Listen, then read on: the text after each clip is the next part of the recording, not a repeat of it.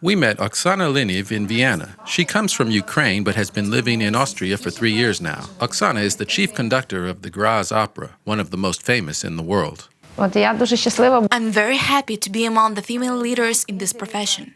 Women make up only about 3% of the world's successful conductors. The competition is huge. Even for young male conductors, it's very difficult to break through and become a world-class conductor. For women, this task is 10 times harder. Despite stereotypes, Oksana managed to perform on the best musical platforms of Germany, France, Spain, Switzerland, and Hungary. In 2017, she became the first female chief conductor of the Graz Opera and Philharmonic Orchestra.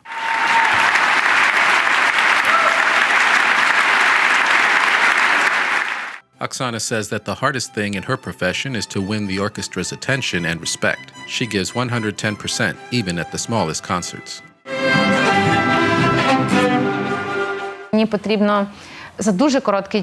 I need to capture a large group, 80 to 100 people, in a very short time, to convince them of my musical ideas, accumulate them so that they start working well. Any orchestra assesses the conductor in 5 minutes, and they either win their respect or they don't. Then there's not much you can change. Now, with Oksana's skillful and helping hand, the music of modern and classical Ukrainian composers plays more often on the best European stages.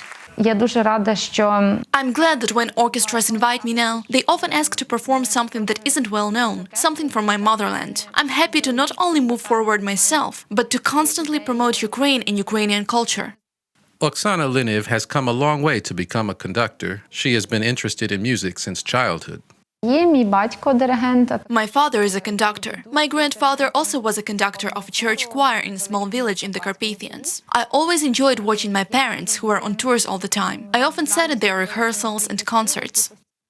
In this archive video, Oksana Lyniv is with her family on a Lviv TV show.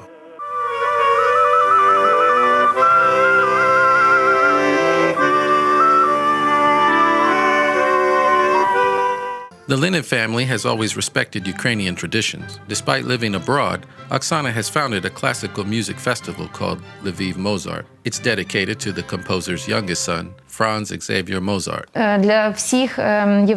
For all Europeans, it's a discovery that Mozart's youngest son lived in Ukraine for 30 years. He worked as a conductor, pianist, and composer. The festival unites the world's best musicians. This year, it will be held for the 3rd time. Oksana has also fulfilled her age-old dream and founded a youth symphony orchestra. It features 70 talented children from across Ukraine, including Donbas and Crimea. With the help of this orchestra's performances, the world society is actively discovering Ukraine and our present. This way, we impact the future image of our country. Oksana's contract with the Graz Opera ends in 2020. She's not planning to renew it, as she wants to have more time for her personal projects. With their help, Oksana will continue telling the world about Ukraine. Reported by Olya Volyanets for UATV.